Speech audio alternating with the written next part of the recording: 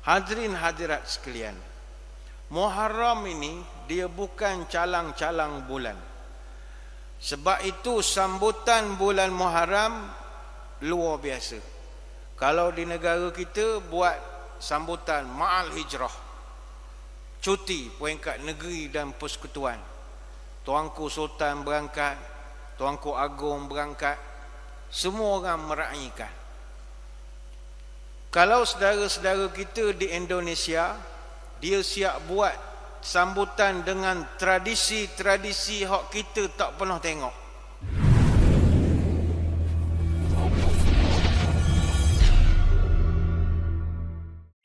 Assalamualaikum warahmatullahi wabarakatuh.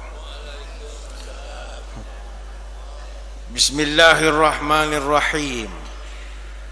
Alhamdulillahi hamdan katsiran tayyiban mubarakan fihi kama yanbaghi li jalali wajhika wa li azimi sultanik. Allahumma salli ala sayyidina Muhammadin abdika wa rasulika nabiyil ummi wa ala alihi wa sahbihi wa sallim.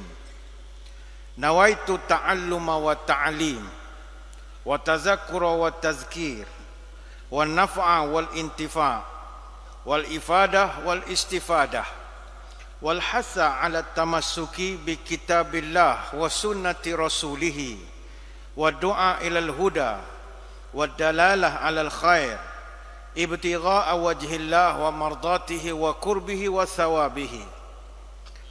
Allahumma anta a'lamu bi min nafsi wa ana a'lamu bi nafsi minan nas. Allahumma la tu'akhizni bima yaqulun waghfir li ma la ya'lamun waj'alni khairan mimma yadhunnun. Terima kasih Tuan Haji Muhammad bin Rahman selaku pengerusi majlis, merangkap pengerusi masjid. Seterusnya tuan-tuan guru, para alim ulama, para habaib, para pegawai, ahli jawatan kuasa Masjid At-Taqwa Mukin Pulau Kubang Krian. Moga sekaliannya sejahtera dalam limpahan rahmah dan barakah. Saya dahulukan dengan penyataan tahmid kesyukuran atas pertemuan malam ini, dan seterusnya dapat bertatap muka untuk membincangkan perkara berkaitan kemuliaan awal Muharram. Alhamdulillah, malam ini kita dah pun memasuki hari ketiga bulan Muharram 1445.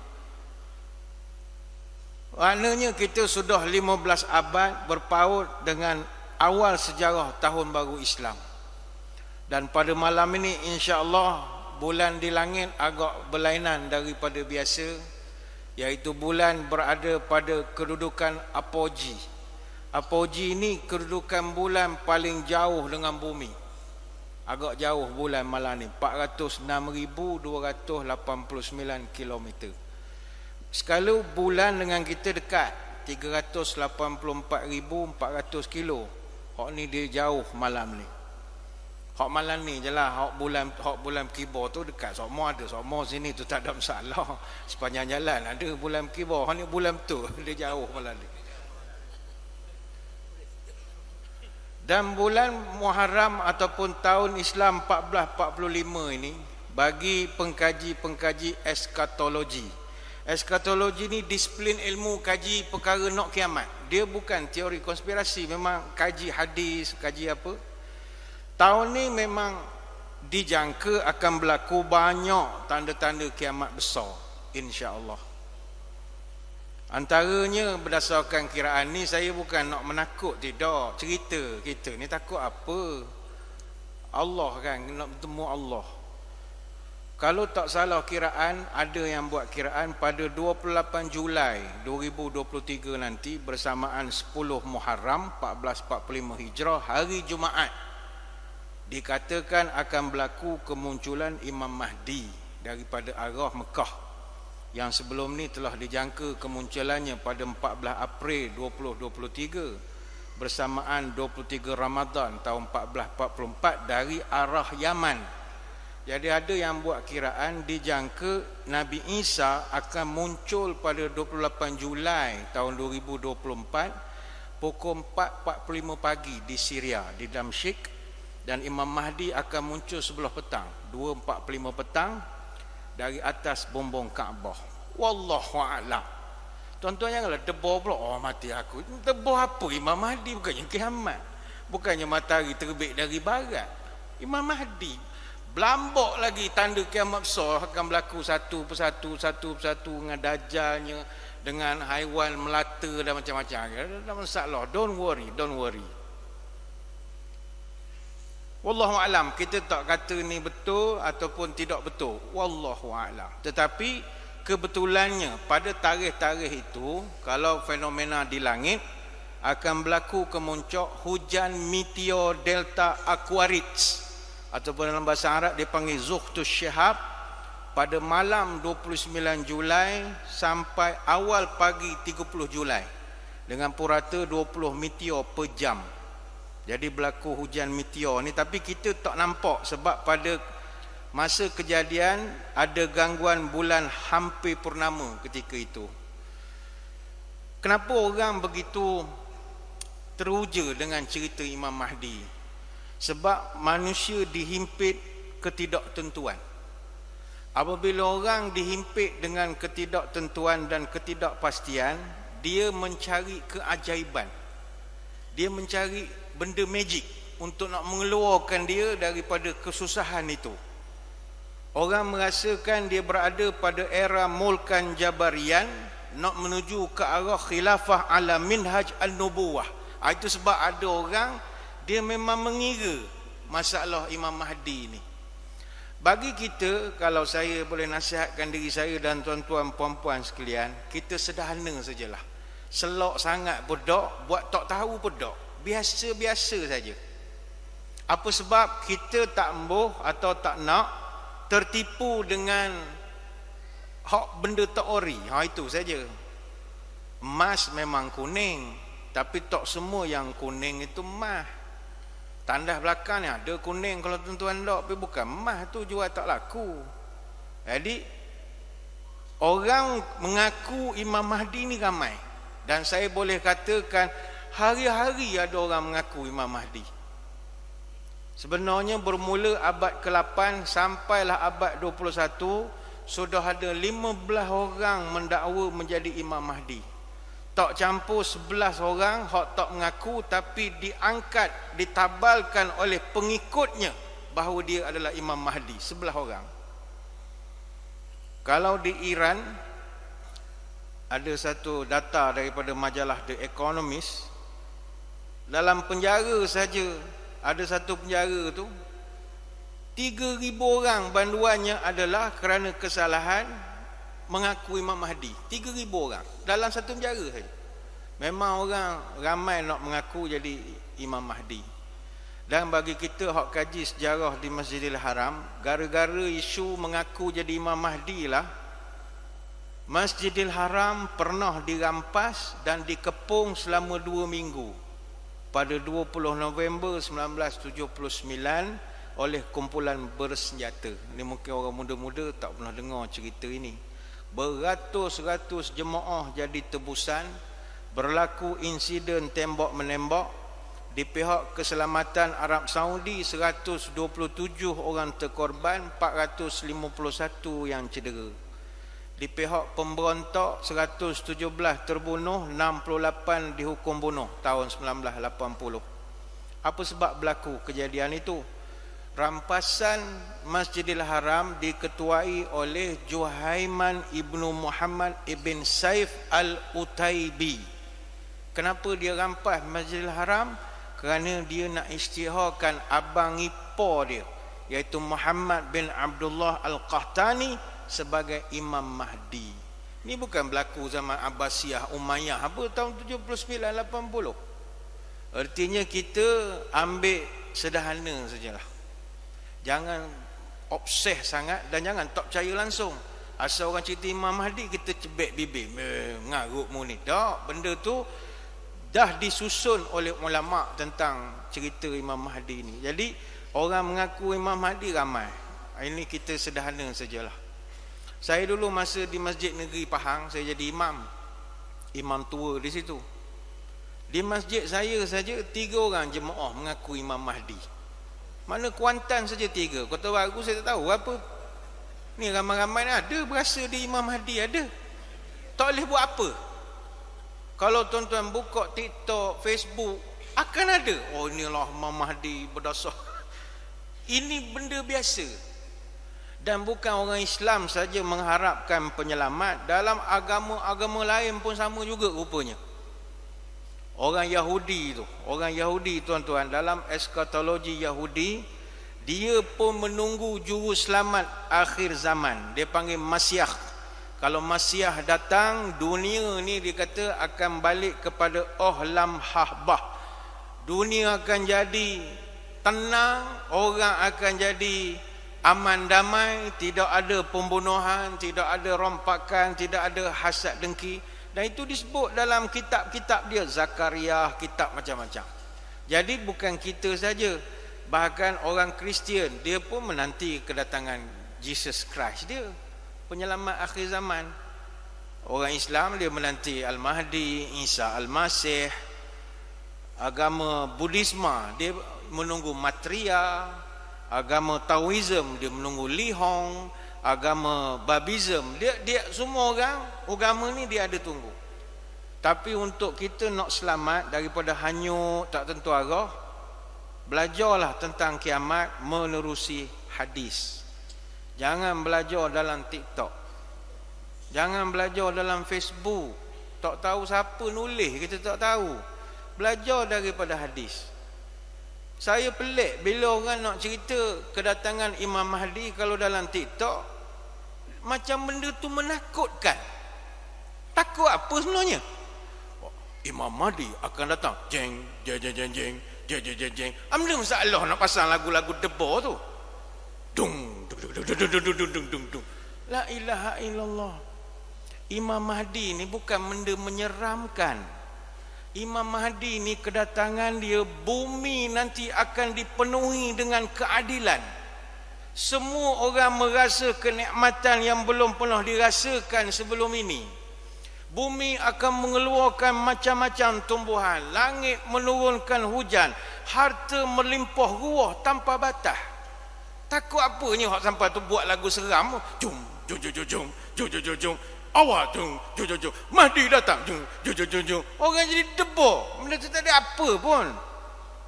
Kata Al-Hafiz Ibn Katsir dalam kitab Al-Bidayah wal Nihayah fil Fitan wal Malahim, pada masa Imam Mahdi datang, buah-buahan melimpah banyak. Tanam-tanaman subur, harta melimpah. Pemerintahan ketika itu kuat. Agama akan tegak. Musuh jalan menunduk. Kebaikan berlaku tiap-tiap hari.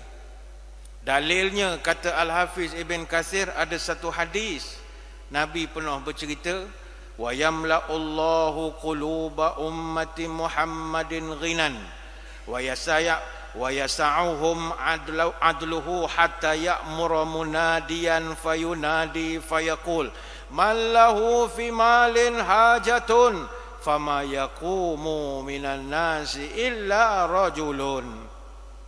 Demi Allah, kata Nabi, Allah akan penuhkan hati umat Muhammad dengan puas, dengan kekayaan yang diliputi pada mereka keadilannya, sehingga datanglah seorang penyeru mengatakan, siapa nak harta, siapa nak itu, nak ini.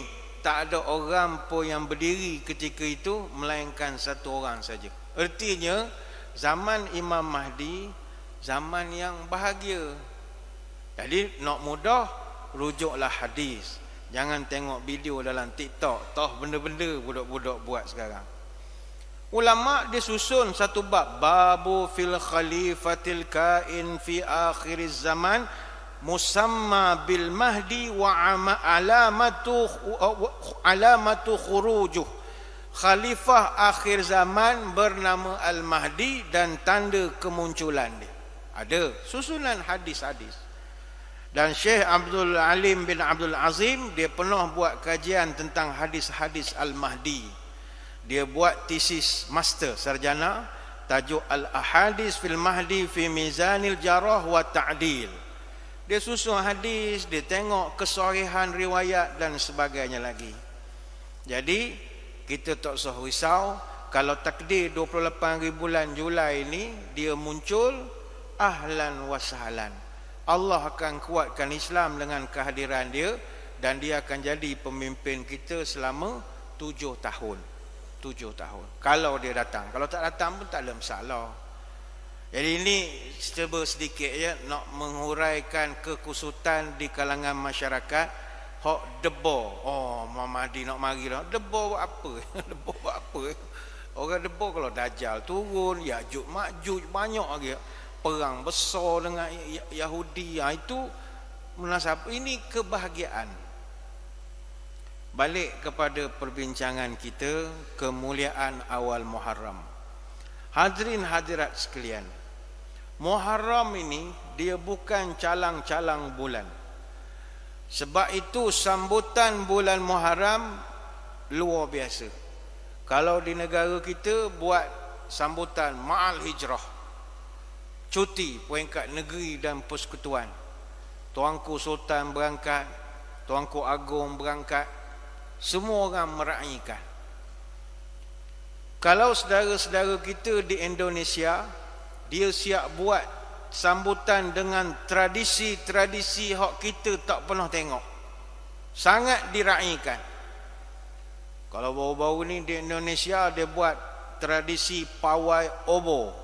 Malam 1 Muharram bergarak keliling bandar, bawa api, bawa jamu, bawa api kulu keliling. Tak adalah sebab dia, kita pun tak tahu juga, tapi dia bergarak ramai-ramai. Di beberapa daerah di Indonesia ada banyak tradisi-tradisi yang berbeza-beza untuk merayakan tahun baru Islam. Ada beberapa yang elok kita kongsikan untuk meluaskan pengetahuan. Antara contohnya tradisi Kirab Muharram. Kirab Muharram ini dia buat di daerah Surakarta, yang mana pihak Keraton Surakarta, keraton ni istana lah, dia akan bawa seekor kerbau. Kerbau tu kerbau balau, kerbau putih. Dan kerbau tu dia kata milik Kiai Selamat. Jadi kerbau tu ada keramat dia lah. Jadi dia akan bergerak bawa kerbau bala menyambut 1 Muharram. Kita tak jumpa di sini. Ada juga setengah tempat buat bubur sura. Buat dah, tak tunggu 10 Muharram. Tapi dia panggil bubur sura. Kita panggil sura. Bubur sura dia panggil. Banyak, khususnya di sebelah wilayah Jawa Barat, sekitar kota Tasikmalaya sebelah Garut. Dia buat 2 jenis bubur, satu bubur merah, satu bubur putih. Mungkin warna bendera negara dia agaknya, tapi dia meraihkan. Ada yang buat program dia panggil mabit. Ni kita boleh tirulah, mabit di masjid. Biasa mabit di Muzdalifah ataupun mabit di Mina. Yang ni mabit di masjid. Kenapa mabit? Mabit ni singkatan dari Malam Bina Taqwa, mabit. Jadi daripada maghrib sampai subuh 1 Muharram, dia akan buat qiyamul lail, dia akan buat zikir sampai subuh pagi esok. Tempat kita tak buat benda ni. Cuti lah, cuti tak imam tak ada. Ada yang buat tradisi tapa bisu. Dia bertapa bisu. Tradisi ini dilakukan dalam Keraton Yogyakarta, dilakukan oleh paguyupan Abdi Dalem. Ini kerajaan Keraton Yogyakarta. Orang hak dimuliakanlah, pegawai-pegawai tinggi dalam istana itu. Dia akan berjalan keliling benteng Keratin dan dia tak boleh bercakap walau satu patah perkataan pun sambil dia bergerak itu. Dia berjalan lebih kurang dalam 7 kilometer. Dia keliling Keraton Yogyakarta. Dia lakukan daripada halaman kebun, lalu beberapa ruas jalan yang ada di sekitar, Jalan Roto Wijayan sampai ke Jalan Kauman, sampai ke Agus Salim, sampai ke Wahid Hashim. Semua tu senyap, tak cakap, diam saja. Kan pelik, kita tak pernah jumpa tradisi tu. Dia memuliakan Muharram. Ada tradisi ngadulak. Ngadulak ini masyarakat dari kawasan Sukabumi dan Bogor. Dia ngadulak ni, dia dulak maknanya menabuh, dia pukul tabuh lah, pukul beduk. Kalau kita pukul beduk, duk ramai-ramai. Ada tradisi babarit ni, masyarakat di Kabupaten Kuningan, dia buatnya sembelih kambing hitam yang ada bulu putih di perut. Payah nak cari kambing hitam tapi ada bulu putih tengah. Dia panggil domba kendit. Sembelih tu nak ambil berkat 1 Muharram. Ada yang buat tradisi leduk surau. Yang penting macam-macam lah cara orang nak meraihkan dan menyambut bulan Muharram yang dimuliakan ini. Kenapa bulan Muharram ini dimuliakan? Sebabnya bulan Muharram ini Syahrullah. Dia bulan Allah. Siapa hak pandai-pandai meletakkan Muharram ni nama tu nama Syahrullah, yang meletakkannya adalah Nabi kita. Jadi kalau Nabi yang letakkan namanya Syahrullah, artinya Allah izinkan penggunaan nama dia pada bulan ini. Afdhalus siyami ba'da ramadhana Syahrullah al-Muharram.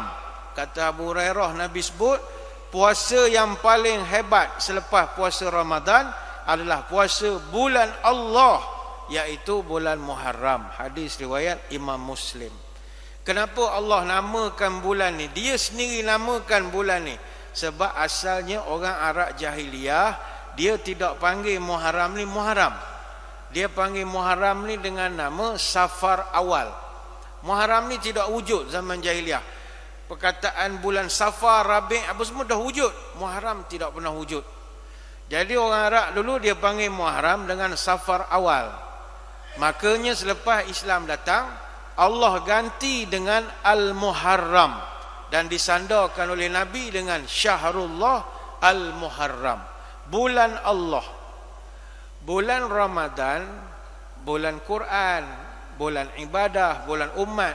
Tapi bulan Muharram, bulan Allah. Sebab itu dia istimewa. Maka keistimewaan bulan ini menjadikan ramai orang meraihkannya dengan cara yang berbeza-beza. Macam tadi saya bawa contoh orang-orang di Nusantara. Kalau orang Syiah lain pula. Kalau Syiah Rafidah, Muharram ini khususnya 10 Muharram Asyura, itu hari raya keistimewaan mereka. Siap buat sambutan ihya zikra Asyura, buat majlis meraihkan Asyura. Apa sebab? Mengenang 10 Muharram tahun 61 Hijrah bersamaan 10 Oktober tahun 680 telah berlaku pertempuran di Karbala di Iraq. Karbala ni lebih kurang 2 jam daripada Baghdad.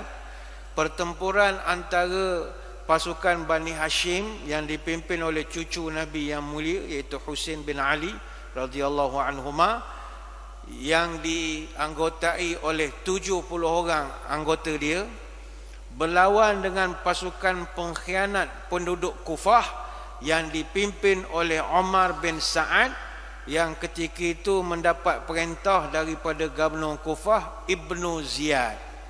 Ini yang versi Syiah. Jadi kematian Husain itu diratapi sampai sekarang.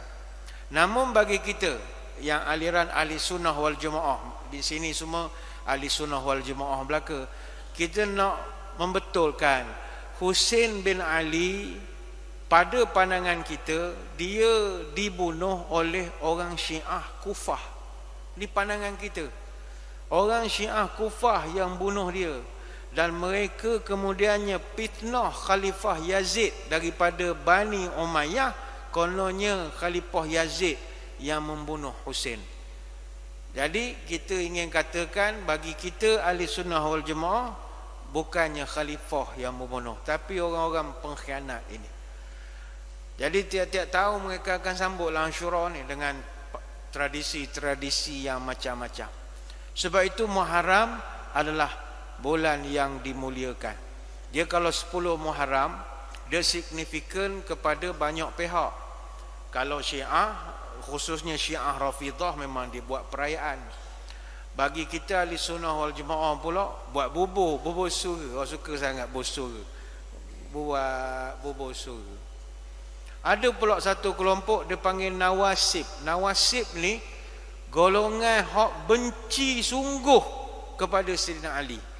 Dalam kitab Al-Bidayah wal Nihayah disebutkan puak-puak nawasib ini bila tiba Ashura 10 Muharram dia pun buat perayaan, tapi perayaan kesyukuran sebab dia benci sangat pada Sayyidina Ali.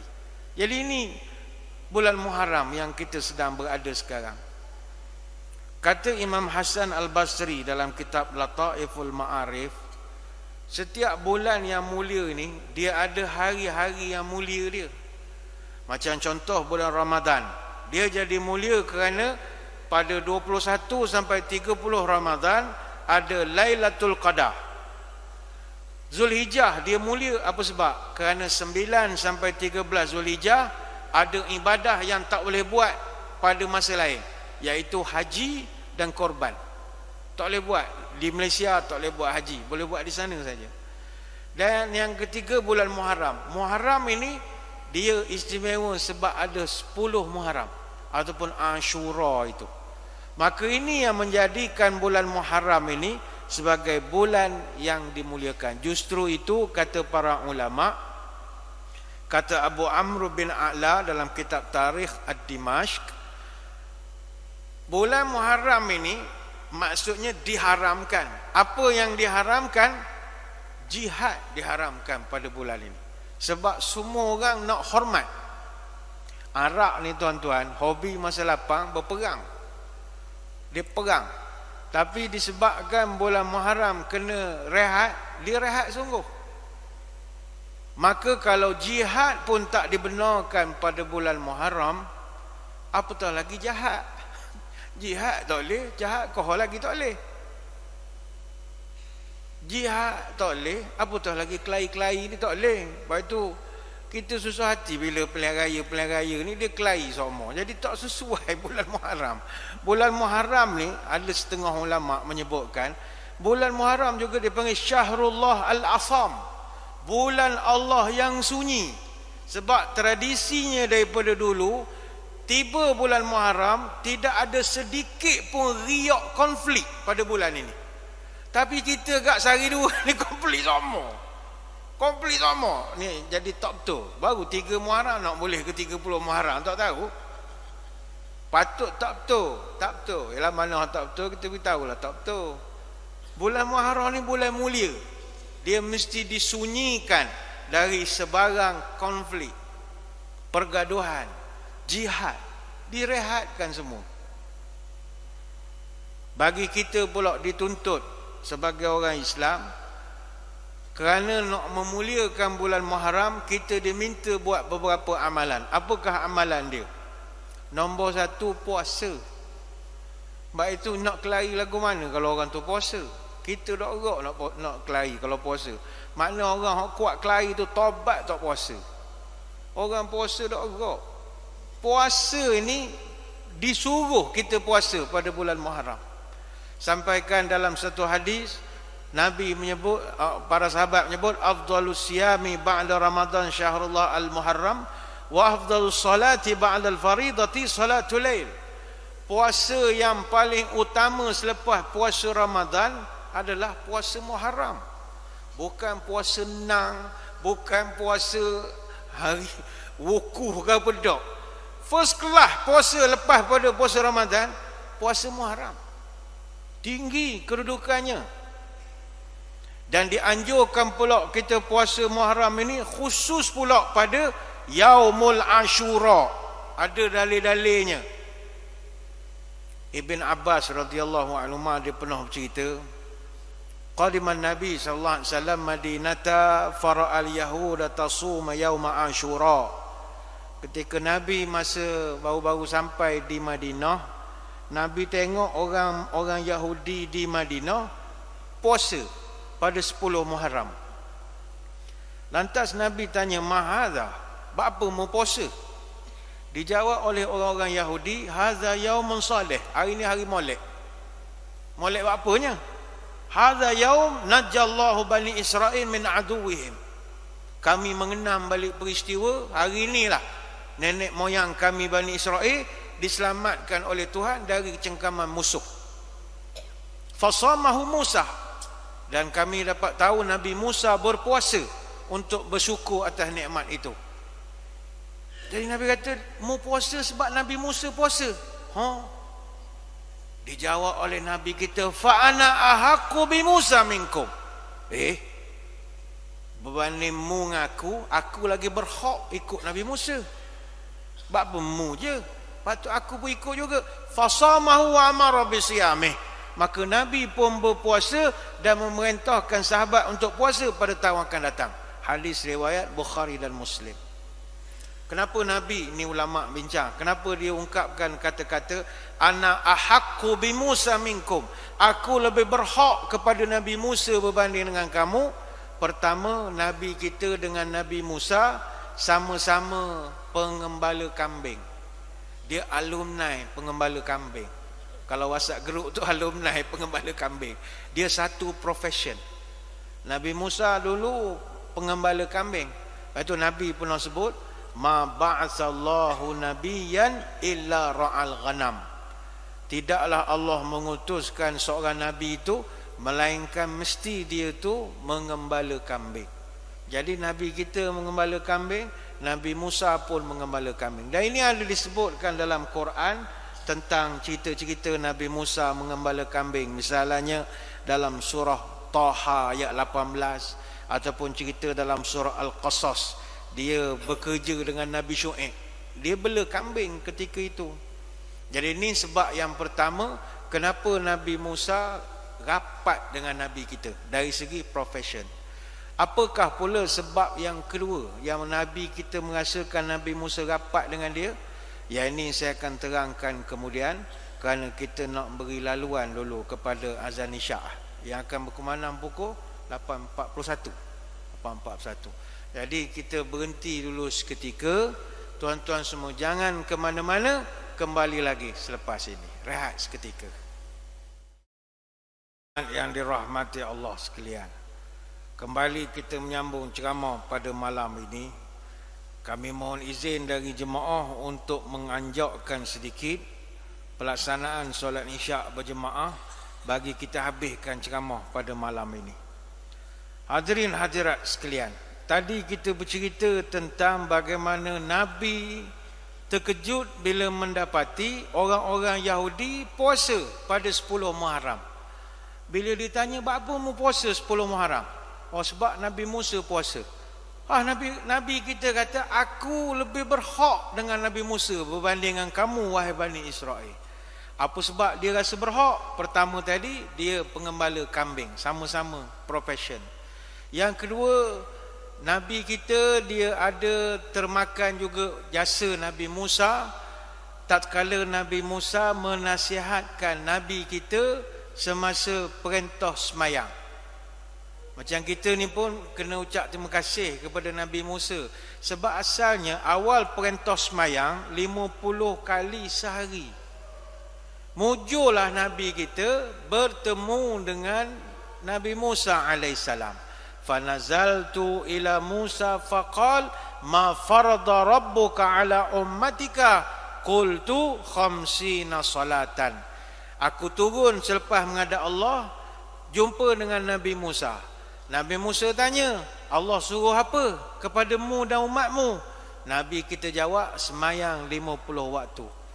Bila Nabi Musa dengar, apa kata Nabi Musa? Irji' ila rabbika fas'alhu takhfif fa inna ummatika la yutiquna zalika. Kata Nabi Musa, mu balik menghadap Allah, minta diskaun 50 banyak. Umatmu la yutiquna zalika, aku garanti tak akan mampu buat. Nabi Musa yang rekomennya. Nabi kita pun naik turun, kurangkan 5 waktu, kurangkan fahatta anni khamsan. Setiap kali aku pergi kurang 5. Sampai tinggal 5, Nabi Musa tanya lagi, berapa? 5 waktu. 5, minta kurang lagi. Nabi kata saya malu dah. Daripada 50 tinggal 5. Jadi kekallah 5. Tapi kalaulah Nabi kita pergi semula minta korang, saya ingat dapat setahun sekali ke semayang cukup lah. Tak payah pening-pening nak jaga masjid baloh mo. Jadi setahun sekali kita semayang. Rugi tu. Nabi kita malu dah. Yalah daripada 50 tinggal 5. Itu pun Nabi kata 5 waktu ni markah sama asal 50 juga. Okey lah kalau dah malu tak. Jadi Nabi kita memang rapat dengan Nabi Musa daripada segi itu. Sebab itulah perhatian dan juga suruhan Nabi kita terhadap puasa Ashura ni begitu tinggi sekali. Dan Nabi sangat menyuruh para sahabat untuk puasa Ashura ini. Ada satu riwayat daripada Ibnu Abbas. Kata dia, "Ma ra'aitun Nabi yataharra siyama yaumi faddalahu ala ghairi illa hadzal yaum yauma Ashura wa hadza syahra yani syahra Ramadan." Kata Ibn Abbas, saya tidak pernah tengok Nabi seha nak puasa. Walaupun dia dok ke apa ke, dia berusaha untuk puasa lepas daripada puasa Ramadan adalah puasa hari Ashura. Dia bersungguh nak puasa. Hadis Bukhari dan Muslim. Apa sebab kita kena ataupun dituntut untuk puasa Ashura ni? Kerana ittiba' sunnah. Itu yang paling utama lah. Dalam kitab Al-Muntaqa Syarah Al-Muwatta' Imam Malik ada disebutkan bahawa puasa Ashura ini asal usul dia adalah puasa pertama yang bersifat wajib sebelum turunnya kewajipan puasa Ramadan. Ramadan kemudian. Asalnya puasa Ashura. Sebab itu kata Aisyah radhiyallahu anha dalam satu riwayat daripada Imam Bukhari, dia bercerita masa mula-mula Nabi baru hijrah ke Madinah, sebenarnya Nabi dah puasa. Baik tu Nabi terkejut tengok orang Yahudi puasa. Nabi puasa juga masa itu. Namun tatkala itu Nabi tidak menyuruh orang lagi. Tapi Nabi sendiri dah puasa. Tatkala turun perintah wajib Ramadan, maka ketika itu puasa Ashura tu makin dikurangkan. Dia kalau ikut kata ulama, kata Ibn Rajab Al-Hambali, ada 4 fasa pengamalan puasa Ashura oleh Nabi ini. Fasa ketika Nabi masih di Mekah, Nabi dah pun puasa Ashura sebenarnya, sebelum hijrah lagi. Tapi Nabi tidak beritahu orang dan Nabi tidak suruh siapa-siapa pun. Nabi sendiri yang puasa. Fasa yang kedua, fasa ketika Nabi baru hijrah ke Madinah. Dan ketika itu Nabi dapati orang Madinah, orang Yahudi puasa. Jadi ketika itu memasuki fasa kedua, masa itu puasa Ramadan belum turun perintah. Maka ketika itu Nabi beri penekanan pada para sahabat untuk puasa Ashura.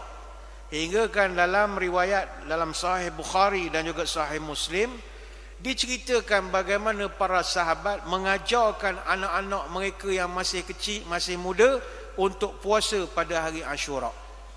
Dan disebutkan juga bahawa para sahabat tidak menyiapkan makan-makan pun pada hari Ashura. Dan kalau anak dia menangis kerana lapar, dia akan ralikkan anak itu dengan bermain permainan. Ini cara sahabat-sahabat dulu nak didik anak-anak mereka puasa. Itu fasa kedua. Fasa ketiga, fasa ketika perintah wajib puasa Ramadan telah turun ketika itu. Apabila datang je perintah, Nabi tidak lagi memerintahkan sahabatnya berpuasa, puasa Ashura. Para ulama mengatakan bahawa pada ketika ini kewajipan puasa Ashura telah dimansuhkan ataupun dihapuskan dan menjadi istihbab, iaitu sunnah yang sangat dianjurkan. Itu yang ketiga. Fasa yang keempat kata ulama, fasa terakhir sebelum Nabi wafat, di mana Nabi bertekad untuk jangan tiru orang Yahudi dalam tata cara kita puasa Ashura. Kata Ibn Abbas, dia cerita bahawa satu ketika Nabi telah diberi khabar bahawa hari Ashura ini orang Yahudi dengan orang Nasrani memang muliakan sangat. Maka apa jawapan Nabi? Fa idza kana al-'amul muqbil insyaallah ta'ala sumna yawm at-tasi'. Qal falam ya'ti al-'am al-muqbil hatta tuwaffiya Rasulullah sallallahu alaihi wasallam. Kata Ibn Abbas, bila Nabi diberitahu maklumat bahawa orang Yahudi dengan Nasrani sangat muliakan hari 10 Muharram sampai mereka berpuasa ramai-ramai, maka kata Nabi, kalau begitu tahun depan kita jangan puasa 10 hari bulan, kita buat juga 9 hari bulan tahun depan. Tapi sayangnya kata Ibn Abbas, falam ya'til amul muqbil, Nabi tak panjang umur, Nabi tak sempat nak laksanakan, Nabi wafat terlebih dahulu. Jadi Nabi dia tak hendak kita, tak mahu kita ni serupa dengan orang Yahudi. Jadi untuk tuan-tuan nanti puasa Ashura, jangan puasa 10 hari bulan saja, puasa juga 9 hari bulan. Sebab itu adalah cita-cita akhir Nabi. Nabi tak sempat buat sebab dia wafat. Jadi kita panjang umur ni, kalau boleh tahun ni buat juga pada 9 Muharram. Orang bahas, apa Nabi dia tak mahu ikut Yahudi, buat je lah 10 serupa. Tak, Nabi ni tuan-tuan, kalau kita kaji hadis ya, Nabi ni dia ada kecenderungan, dia tak suka tiru orang. Dia tak suka tiru apatah lagi orang-orang kafir, dia tak nak ikut. Dia nak kita orang Islam biar ada identiti sendiri, jangan tiru orang. Sampai Nabi pernah sebut dalam satu hadis, man tashabbaha biqaumin fahuwa minhum. Siapa-siapa hak serupa dengan satu kaum, maka dia dah jadi sebahagian kaum itu. Hadis riwayat Imam Ahmad. Apa contoh Nabi selalu nak berbeza identiti dengan orang Yahudi, orang Nasrani? Contoh yang paling ketara sekali adalah kes pertukaran kiblat. Nabi dalam hati dia, dia memang tak ambuh kiblat ala ke Masjidil Aqsa. Dalam hati dia, dia memang dia nak kiblat tu menghala ke Mekah. Sebab Nabi ni patriotik, dia semangat cinta tanah air tinggi, dia sayang Mekah. Menangis dia ketika nak hijrah, dia sayang Mekah. Dia bercakap dengan kota Mekah. Tuan-tuan pernah bercakap dengan kota baru? Tak pernah bercakap kota baru. Nabi cakap dengan Mekah, dia layan Mekah ni macam kawan. Jadi dia memang bercita-cita nak Mekah atau Masjidil Haram itu jadi Kaabah, tapi dia jadi kiblat. Tapi dia tak pernah cerita benda ini. Yang membongkar cerita ni siapa? Allah. Kalau tuan-tuan tengok dalam Quran surah Al-Baqarah ayat 144, qad nara taqalluba wajhika fis samai falanuwalliyannaka qiblatan tardaha. Tuan-tuan gariskan perkataan qiblatan tardaha. Sesungguhnya kami melihat kamu wahai Muhammad memandang ke arah langit, dan sesungguhnya kami akan palingkan kamu, falanuwalliyannaka, aku akan palingkan kamu ke arah kiblat. Kiblat hak mana? Tardaha, kiblat hak kamu suka. Rupanya Nabi dia suka kiblat Mekah. Kenapa nak begitu? Selain daripada faktor cinta kepada Mekah, Nabi juga tak ambuh sama dengan orang lain. Kita orang Islam biar ada identiti sendiri. Contoh lain, kata Abu Hurairah radhiyallahu anhu, dalam bab kita berbuka puasa, orang bukan Islam puasa serupa je, tapi Nabi dia tak nak kita sama. Maka apa cara nak beza? La yazalu dinu zahiran ma'ajjalan nasul fitra. Agama ni akan sentiasa menang selagi orang bersegera berbuka puasa. Kenapa nak segera ya Rasul? Li'annal yahuda wan nasara yuakhiruna. Sebab orang Yahudi dengan Nasrani, dia buka ngelas semua. Dia buka lewat. Kita jangan ikut dia. Kita buka paling cepat sekali. Ni hadis riwayat Abu Daud dan Ibnu Hibban. Artinya Nabi kita, dia suka ada identiti sendiri. Maka untuk puasa pada 10 Muharram nanti pun sama, Nabi kalau boleh nak kita jangan puasa 10 hari bulan semata-mata. Sebab itu sama dengan orang Yahudi. Maka kata ulama, tingkatan untuk puasa Ashura ni ada 3. Pertama, puasa pada 10 hari bulan saja pun boleh. Khusus bagi orang hak dak gerak, memang hak tu sehari dia boleh. Okeylah puasa sehari, 10 hari bulan saja. Kategori puasa yang kedua, puasa pada 9 dan 10 Muharram. Nah, ini yang disebutkan dalam banyak hadis. Sebagaimana kata Ibn Abbas, sumu tasi'a wal ashir wa khaliful yahuda. Nabi pesan pada dia, mu puasa 9, puasa 10, jangan sama dengan orang Yahudi, kata Nabi. Hadis riwayat Al-Baihaqi dan juga At-Tabrani. Dan kata ulama, puasa yang paling sempurna adalah puasa 3 hari. Hak ni perfect. Iaitu puasa pada 9, 10, 11. Mana 10 duduk tengah. Sehari sebelum, sehari selepas. Hak ni markah penuh. Perfect. 9, 10, 11. Tu cara hak ketiga. Cara hak keempat, tak puasa pun tak apa. Rasalah pening-pening. Semua dah pening. Aku ni dah nak puasa. Allah. Tak puasa pun tak apa. Tak ada masalah.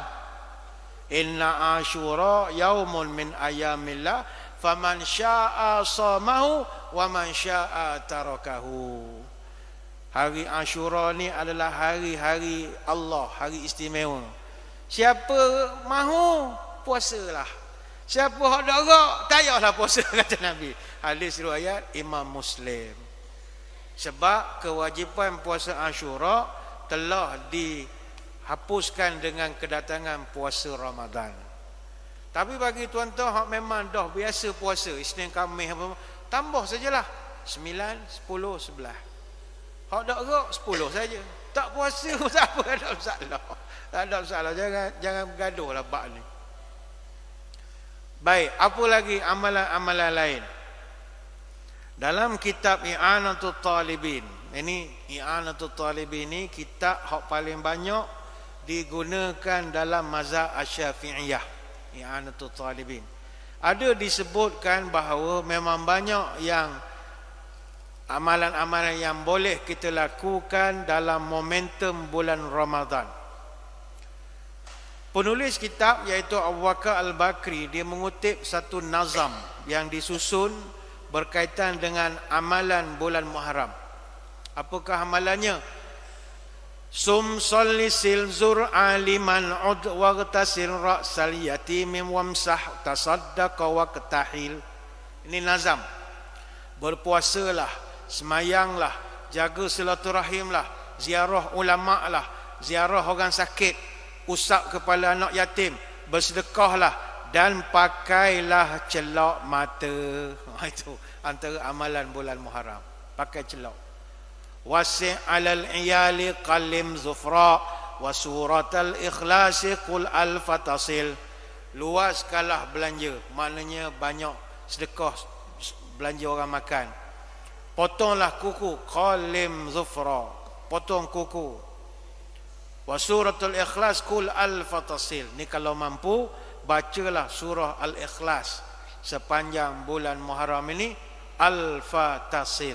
Berapa kali? 1000 kali. Ini amalan yang ulama cadangkan. Benda ni tak wajib, jangan berat sungguh lepas satu nak puasa lagi. Dok ni cerita nak memuliakan Muharram, tambah tak apa. Ada masalah, cerita.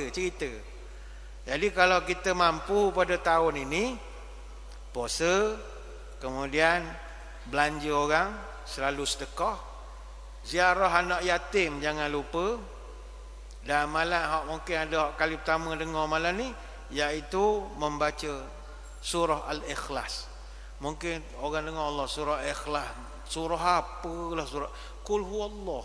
Takkanlah ke tak hafal juga. Kalau tak hafal memang benar betul tuan-tuan.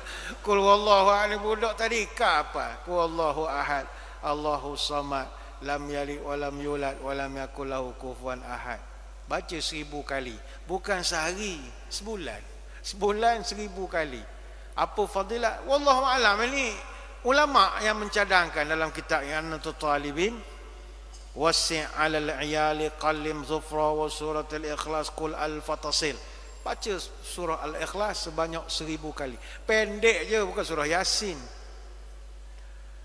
Itu orang kita kalau tak hafal surah al-ikhlas ni memang teruk sungguhlah. Maknanya teruk pada masyarakat orang asli lagi. Masyarakat orang asli hafal tuan-tuan. Surah ikhlas ni kebiasaannya orang hafal. Qul Allahu ahad. Budak-budak muda hak jenis tak cara agama pun insya-Allah qul Allah dia hafal. Insya-Allah lah. Kalau qul ya ayyuhal kafirun tu susah sikit. Payah nak berhenti, tak tahu bila berhenti. Qul ya ayyuhal kafirun la a'budu ma ta'budun wa la antum 'abiduna ma a'bud wa la na'budu ma 'abadtum wa la antum 'abiduna ma a'bud wa la ana 'abidum. Panjang pula rasa berapa kali wala ana wala antum wala ana tak berhenti. Qul Allah insya-Allah. Tu ada satu cerita, ada kiai di pesantren. Dia ada anak perempuan ramai comel-comel. Orang kalau nak mina anak dia, dia suruh baca Quran. Mudah je dia, kiai.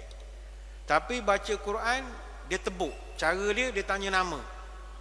Mari seorang berkenalan, ente nama apa? Nama saya Anas Pak Kiai. Anas, masya-Allah. Iqra suratun Nas.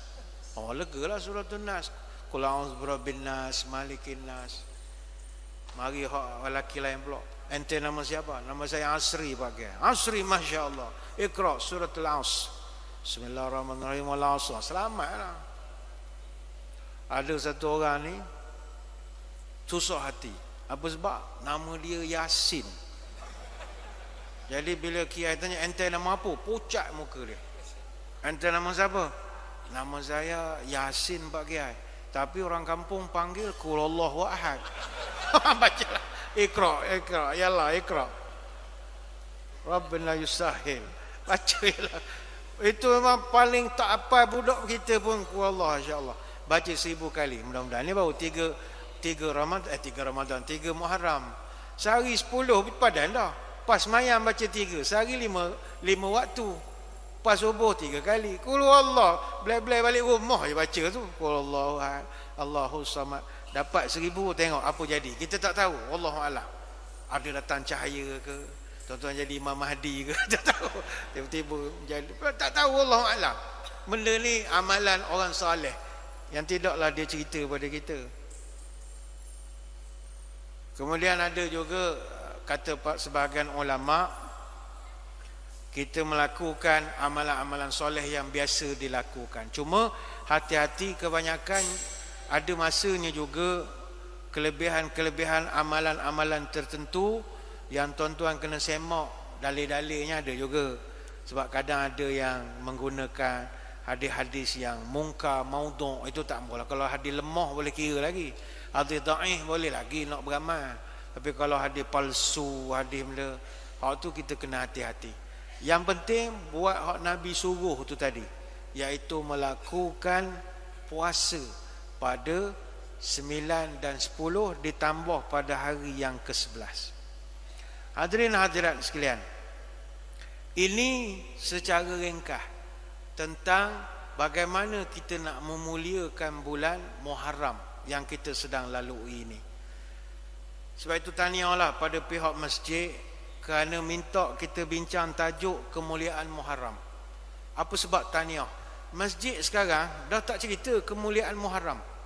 Sebab bila tiba Muharram, yang orang cerita adalah hijrah. Sedangkan Muharram itu yang kita nak utamakan ceritanya. Kita di Malaysia ni, ma'al hijrah ni benda baru. Tahun 87. Tahun 1987, Tan Sri Dr. Yusof Noh. Tan Sri Dr. Yusof Noh, dia masa tu Menteri Haiwan Agama, Jabatan Perdana Menteri, dia perkenalkan sambutan ma'al hijrah. Ma'al hijrah disambut pada bulan Muharram. Kita sambut tahun baru pada Muharram. Seperti yang kita maklum, kalau kita mengaji sejarah, Nabi tidak hijrah pada bulan Muharram. Dan itu fakta, tak boleh nak ubah. Nabi hijrah pada bulan Safar. Nabi bergerak daripada rumah dia ke Gua Sur pada hari Khamis 26 Safar, bersamaan 9 September tahun 622 Masihi. Dan Nabi tiba di Madinah Al-Munawwarah pada Isnin 22 Rabiul Awal bersamaan 4 Oktober. Jadi tak ada kena-mengena hijrah pada bulan Muharram. Mana kalau nak cerita hijrah bulan Safar nanti. Dah apa kita buat mak hijrah ni salah ke ustaz? Bukan cerita salah. Kenapa kita adakan majlis mengenang hijrah, bukan sambutan hijrah? Kita ingat balik hijrah pada bulan Muharram ini bukan sebab Nabi hijrah pada Muharram, tapi mengambil sempena ijtihad Sayyidina Umar Al-Khattab radhiyallahu anhu, iaitu 16 tahun selepas Nabi hijrah, iaitu pada hari Khamis 8 Rabiul Awal tahun 17 Hijrah tahun 638 Masihi, Sayyidina Umar Al-Khattab menjadikan cerita hijrah sebagai permulaan kiraan tahun Islam. Dia, kalau kita tengok ya, bangsa-bangsa yang hebat dalam dunia, dia mesti ada kalender. Bangsa tu kalau tak ada kalender, maka bangsa tu cak ayang. Dia bangsa yang ada tamadun, dia mesti ada tulisan, dia mesti ada istiadat kebudayaan. Baru bangsa, macam kita orang Melayu kan ada istiadat, ada tulisan Jawi. Kita ada kalender. Orang pergi ke laut ada kira-kira dia, bukan pergi bodoh-bodoh gitu je. Kita ada kalender kita. Kita ada prasasti, surat menyurat. Jadi Sayyidina Umar mikir masa tu, sampai bila orang Arab tak ada kalender. Orang Arab masa tu dia ada tahun, tapi tak, dia ada bulan, tak ada tahun. Masa dia jadi khalifah, surat menyurat hak dihantar ke gubernur-gubernur jadi bolong, jadi huru-hara. Sebab kata Abu Musa Al-Asy'ari pernah sekali dia tak masuk ofis, surat bertimbun sampai pekeliling itu, arahan mesyuarat itu ini. Bulan ada, tahun tak ada. Bila dia baca surat, nak manage macam mana? Sudah surat tahun bila ni nak endorse tahun bila ni, dia pening. Jadi dia cadang pada Sayyidina Umar, kita ni surat ni kalau tak ada tarikh, tak ada apa hak proper, macam mana kita nak bekerja secara cekak? Jadi kita kena bincang lah, kena buat tahun. Jadi Sayyidina Umar Al-Khattab radhiyallahu anhu pun arahkan, da'u linnas syai'an ya'rifunahu minat tarikh. Okey, kita buka peluang pada rakyat jelata, bagi cadangan pada kerajaan apa tahun-tahun Islam ni nak dikirakan. Ada yang cadang, tuan, kita guna saja kalender sedia ada. Kalender yang telah pun diwujudkan sejak tahun 46 sebelum Masihi, kalender Julian. Kalender Julian ni kalender orang-orang Rom, yang mana orang Rom itu mereka sudah pun ada kalender tersendiri ketika itu. Tapi Sayyidina Umar dia bagi dia, kalau kita guna pakai kalender orang, cak ayang dia kata, kita kenalah ada identiti sendiri. Masalahnya orang Arab, dia kiraan tahun dia sangat mengelirukan. Pertama, kalau tuan-tuan tengok orang Arab dia bahagikan tahun kepada dua bahagian. Satu bahagian terdiri daripada 8 bulan. 8 bulan ni dia buat aktiviti seperti biasa, pergi bekerja, pergi berperang, berjoli, berpoya-poya. 8 bulan. Second part, dia ada bulan yang terdiri daripada 4 bulan. Bulan ni bulan-bulan haram. Sepanjang bulan yang 4 ni jadi lebay belaka. Hak nano pun jadi ustaz semula. 4 bulan je. Bulan lain dia nano semula. 4 bulan ni jadi tok lebay belaka. Tok bergaduh, tok kelahi, senjata simpan. Kalau hari biasa senjata asah parang depan rumah, serung. 4 bulan ni jadi baik belaka. Dia bulan haram ni kalau orang Arab nama lamanya Huwa, Burak, Mu'tamir dengan Asam. Kalau Huwa ni ataupun Warnatun ni bulan Zulqaidah. Kemudian bulan Burak ini bulan Zulhijjah. Mu'tamir atau Safar awal ni bulan Muharram. Kemudian bulan Al-Asam, bulan Rejab. Jadi orang Arab dulu dia bubuh tahun, dia ikut tahun-tahun peristiwa penting. Contohnya peristiwa pembinaan Kaabah oleh Nabi Ibrahim dan Nabi Ismail kira-kira 1855 tahun sebelum miladiah. Jadi itu kiraan dia. Ataupun peristiwa runtuhnya empangan Ma'arib tahun 120 sebelum miladiah. Itu kiraan dia. Ataupun peristiwa kewafatan Ka'ab bin Lu'ay, iaitu Toki kepada Nabi kita pada garis ke-7. Dia meninggal 59 tahun sebelum miladiah. Dia kalau Nabi kita kan Muhammad bin Abdullah bin Abdul Muttalib bin Hashim bin Abdul Manaf bin Qusay bin Kilab bin Ka'ab bin Lu'ay. Lu'ay bin Ghalib bin Fihir bin Nazar, panjanglah sampai ke atas, sampai Adnan. Jadi Fihir ni dia induk suku Quraisy. Ketika Ka'ab bin Lu'ay meninggal, tahun kiraan tu dia buat masa itu. Maknanya mu lahir bila? Aku lahir masa Ka'ab meninggal. Orang tahu lah tahun bila, tahun tu jadi ingat lah. Awak menikah tahun bila? Setahun lepas Ka'ab meninggal. Dia jadikan kiraan. Dan yang terkenal adalah tahun gajah. Tahun gajah. Sebab ketika itu ada serangan daripada musuh. Jadinya orang Arab dia tak ada tahun yang proper. Ada masa dia panggil tahun uzur, tahun misalnya tahun peperangan Fujar dan sebagainya lagi. Maka Umar Al-Khattab kata tak boleh jadi, kita kena bincang buat tahun kita sendiri. Jadi orang Islam pun masa tu bincanglah. Jadi kata para ulama, mereka ketika itu telah diberikan beberapa cadangan. Kanatul qadayatil lati ittafaqat lahu wa yumkin an yu'arrihu biha arba'ah. Setelah buat seminar, simposium, kolokium macam-macam, akhirnya disepakati ada 4 benda yang boleh dijadikan acuan kalender Islam. Maulidih, wa mab'athih, wa hijratih, wa wafatih. Ada yang cadangkan kita kira tahun Islam bermula tahun kelahiran Nabi. Ada yang cadang kita kira start Nabi diutuskan menjadi Nabi. Ada yang cadang kita ambil start Nabi hijrah. Ada yang cadang kita ambil tahun ketika Nabi itu wafat.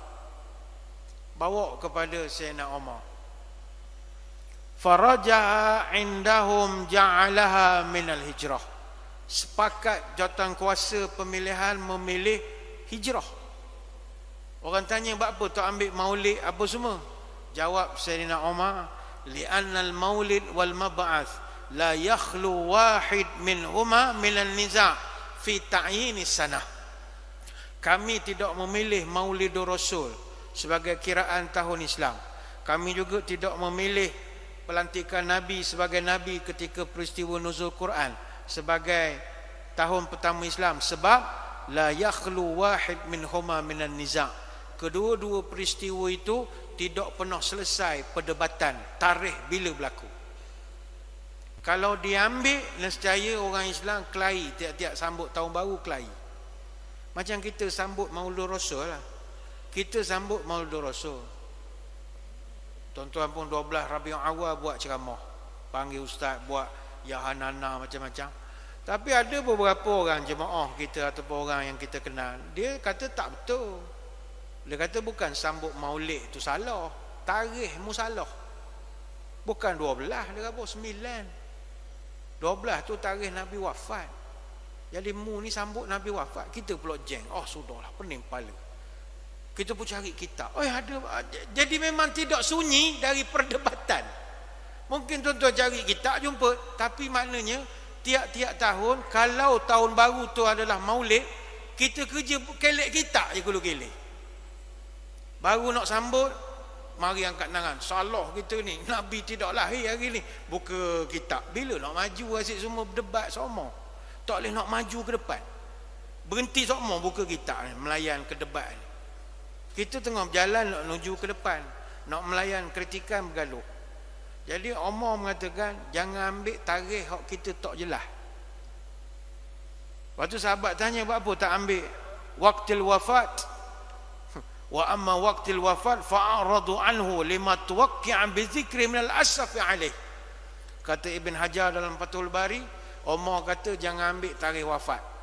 Kalau ambil tarikh wafat Nabi sebagai kiraan tahun Islam, nescaya tiap-tiap kali sambutan tahun baru Islam, orang Islam dalam auditorium, dalam dewan pakat nangis jerit belaka.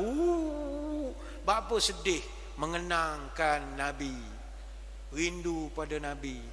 Patut masuk tahun baru nak semangat, masuki tahun baru 1 Muharram semangat, tiba sedih belaka sebab sambut dalam suasana kewafatan.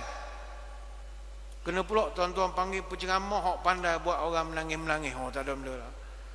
Sidang jemaah sekalian, sesungguhnya Rasulullah sallallahu alaihi wasallam. Kita nangis. Allah Subhanahu wa taala. Dia ada kan penceramah hok jenis pandai pasal gitu. Saya tak reti pasal gitu. Dia nyanyi sikit, selawat-selawat sikit. Orang nangis. Nak macam mana semangat masuk tahun baru duk jerit belaka. Jadinya Umar mengatakan bahawa gini, kita ambil hijrah. Sebab hijrah ini benda hak semangat. Nabi sendiri hijrah pergi ke Mekah itu, perjalanan dia bukan senang. Perjalanan dia menempuh orang-orang yang nak mengkhianati, nak memusuh dengan dia. Ertinya bukan benda hak senang. Jadi semangat daripada hijrah itu sendirilah yang menyebabkan Sayyidina Umar Al-Khattab bersetuju untuk memilihnya sebagai kiraan pertama tahun Islam. Cuma muslimin muslimat sekalian, dalam kita nak memuliakan bulan Muharram ini, satu perkara yang kita kena ingat, kita tak boleh tidak jagalah ukhuwah sesama kita. Sebab tadi saya sudah pun menyebutkan bahawa kita di dalam bulan Muharram ini, dia adalah bulan sunyi. Sunyi daripada pergaduhan dan permusuhan. Kita tak lama lagi bakal menyambut hari raya. Macam tuan-tuan di Kelantan ni insya-Allah akan menyambut hari raya. Kalau tak kena arah, tak kena raya, semua akan menyambut raya. Silakanlah nak menyambut hari raya, tak ada masalah. Raya ni bukan raya ni, kan ada pula orang tak faham. Dia sekarang ada 6 negeri. Selangor, Negeri Sembilan, Pulau Pinang, Kedah, Terengganu, Kelantan. Nak nyambut raya. Hak mula-mula bubar Kelantan lah. Kelantan dia bubar Dun 22 Jun. Lepas tu Selangor 23 Jun. Pulau Pinang, Kedah, Terengganu 28 Jun. Negeri Sembilan 1 Julai. Dan insya-Allah penamaan calon 29 Julai. Tak lama dah nak penamaan calon. Dah ada tempoh bus jaket dah dengar ceritanya. Tak ada masalah, dah berangan-angan dah.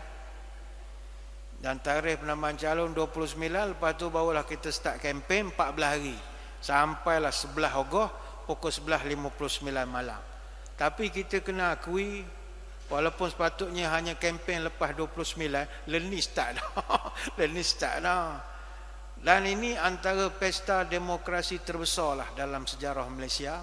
Sebab 6 buah negeri ini melibatkan 9,674,456 pengundi.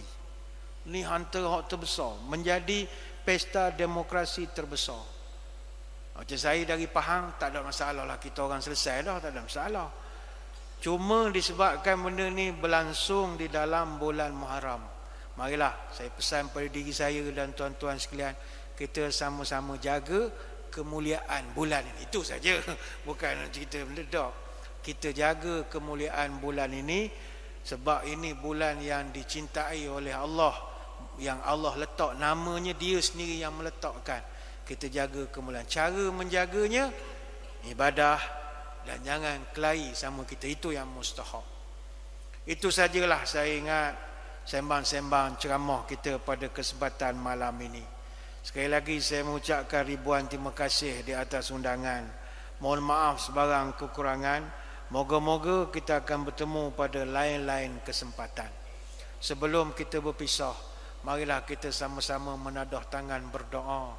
Moga majlis kita diberkati oleh Ilahi dan kita nanti dikurniakan para pemimpin yang akan berusaha untuk berbakti kepada agama, bangsa dan tanah air dan juga sayang pada kita mudah-mudahan. A'udzubillahi minasyaitonirrajim. Bismillahirrahmanirrahim. Allahumma aslih wulata umurina. Allahumma waffiqhum lima fihi salahuhum wa salahul Islam wal muslimin. Allahumma a'inhum 'alal qiyami bimahamihim kama amartahum ya rabbal alamin. Allahumma ab'id anhum bitanatis su' wal mufsidin wa qarib ilaihim ahlal khairi wan nasihin ya rabbal alamin. Allahumma aslih wulata umuril muslimin fi kulli makan. Ya Allah, jadikanlah para pemimpin kami orang yang baik-baik. Berikanlah taufik kepada mereka untuk buat perkara yang baik untuk agama dan orang Islam. Ya Allah, bantulah pemimpin kami menunaikan amanah mereka sebagaimana yang Engkau perintahkan. Ya Allah, jauhkanlah pemimpin kami dari berkawan dengan teman-teman yang buruk dan yang merosakkan.